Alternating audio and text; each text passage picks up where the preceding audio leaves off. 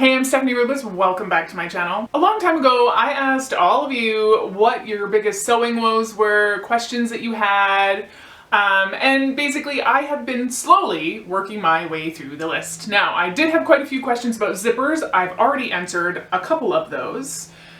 And today we're going to get into another one about how to best install an invisible zipper. And I'm going to show you my top tips and tricks. Plus, we're going to talk about why are there so many zipper feet? What's the difference? Which ones do we use? We're going to talk about all that.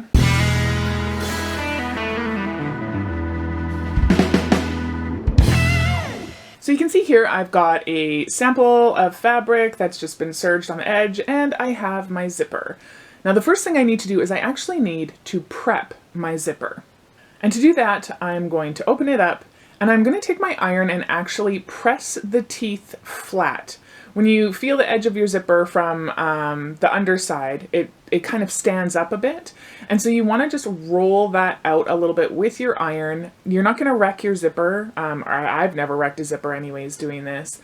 I'm not quite on full heat, but you're just going to make that a little bit more flat.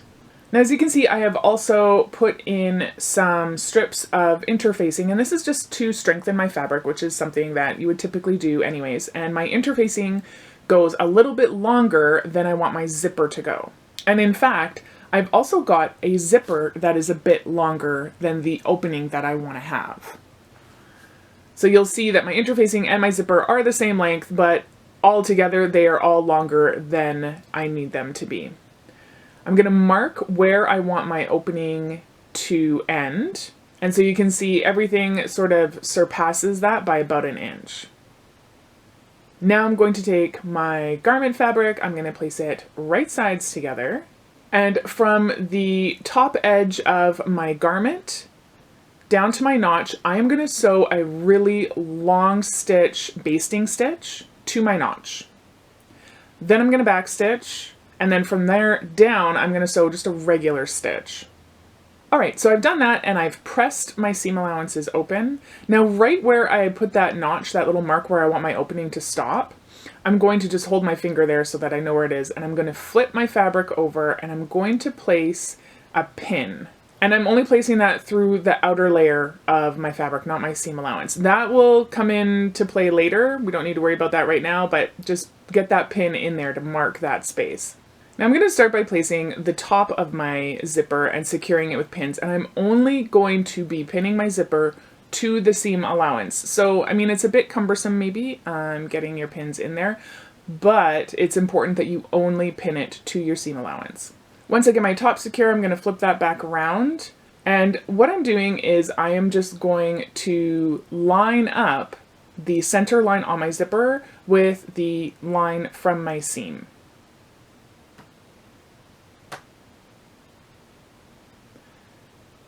And I'm just going to keep moving down, lining that up, and then pinning the zipper tape to my seam allowance. There we go, you've got it all pinned. Okay, now remember that pin we put on the other side. Grab your seam ripper.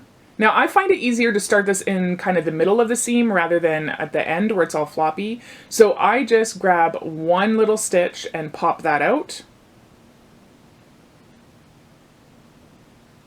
Then I'm going to insert the red ball on my seam ripper. And then I'm just going to slide that all the way to the pin. The pin's going to stop me from going too far. Then I'll flip it around and I will push my seam ripper up the other way. Then I just take a white eraser and I use that to pull out all the little threads. Now I can open my zipper. And I'm going to take my zipper pull and I'm going to push it in between my zipper and my fabric. Then I can take my little medical hemostats and pull the zipper all the way down. And since our zipper is too long for our opening, the zipper head is actually out of the way of doing your whole zipper. So when you're sewing this, it's not going to get in the way. You're not going to have to sew half of it and then move the zipper head and sew the rest of it. It's just completely out of your way. No puckers, no bunching. It's the game changer here. Now I can fold my seam allowance flat and sew my zipper to the seam allowance. So before we get into actually sewing this on, it's time to talk about all of these feet. Now I'm I was about to say I was going to talk about the 3 most common, but really they're the 3 that I own. So they're the ones I have experience with, so that's what I'm going to talk about. Alright, first off, let's start with the invisible zipper foot, because that's what we're sewing today. Probably not as many of us have this foot. Don't worry, whatever foot you have, you can still sew this zipper on. But I want to be thorough. So what's nice about this particular foot is that for an invisible zipper, the teeth on it, no matter which invisible zipper you're going to use, are pretty much standard. Like there's one size of tooth in an invisible zipper. And so because of that, they're able to make the grooves on the invisible zipper foot fit an invisible zipper perfectly. I can't believe I haven't fumbled my words yet. Invisible zipper. And so what you have is you have 2 channels, depending on what side of the zipper that you are sewing, and a hole for your needle right in the middle. So there's really no guesswork here on what position your needle has to be in. As long as your needle is in the central position, as you put the teeth into the little channel, and away you go. You're gonna have a perfectly sewn zipper, invisible zipper, every time. Next, we're gonna talk about this guy. This is just your standard zipper foot.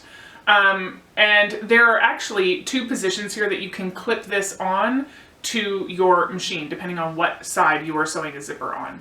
And on the underside of this foot are a channel on either side, again, depending on which side of the zipper you're sewing, for the teeth to run. Now, actually calling it a channel is probably not accurate because there's not like a third side here. It's completely open on one side, this is what allows you to accommodate the teeth of any size of zipper, is the fact that from where the teeth go, it's got an open end on it.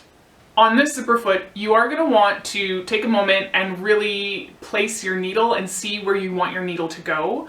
You're not going to have it in a central position. I find I usually have to knock it over one direction or another a couple of steps. So if you're using this kind of foot, take a moment, clip it in, get it on top of your zipper, and really make sure that your zipper teeth are running in that little groove, because without it being a full channel that holds those teeth in place, you can accidentally like veer off away from your zipper and cause yourself some problems. So maybe if this is the first zipper that you've ever sewn by machine, maybe turn the speed down a little bit on that puppy so you can take your time. Now this, according to the package, is a low shank zipper foot. What's a low shank? What even is a shank? Does my machine have a shank? Is it a low shank? Listen, if you look at your sewing machine and it's a standard run-of-the-mill home sewer sewing machine, it's probably a low shank. So that means all of these are low shank. So I'm not sure why this one specifically is called a low shank, but there is 2 very different things about this. Number 1, there's a screw on the back that when you loosen the screw, it allows you to slide your foot back and forth side to side. Now generally, you're going to need a row of stitching really close to your zipper teeth. But sometimes if you're sewing something like a bag, or if you're repairing a zipper on something that's like a tent flap or something like that, you might want to be able to distance your needle from your guide along the zipper. So that's potentially a place where that could help. The other thing about this one is it's not the quick clip in style of foot where you just like push the little button at the back of your shank. With this one, you actually have to remove that little adapter that all of your feet clip onto, and this one just screws right onto your shank. The truth is any one of these feet will sew a zipper just fine. If you really did want to experiment with all of these, I mean, probably a lot of us have experience with like this low shank one, or even a traditional zipper foot. I think both of them came with my sewing machine. It was only the invisible zipper foot that I had to get separately. But all of them are contained, hang on, every time I tip this over, they all fall out because it's like the worst design ever because they put the diagram on the bottom of the box. That said, I'm really having a fun time going through this set that I've been working my way through, experimenting with ones that I've never used before, and all 3 of them were in this set. So if you have no zipper feet, I'll link this below and you can check it out. I'm going to be doing some more videos going forward, exploring all the different feet and like which ones I like better, which ones I find useless, but the price per foot when you get the whole set is really quite reasonable. So that's why I went with that. All right, so I've gone and stitched my zipper to my seam allowance. Now I'm gonna tuck that zipper pull back through between my fabric and my zipper tape. And now I can zip it back up. And there we go.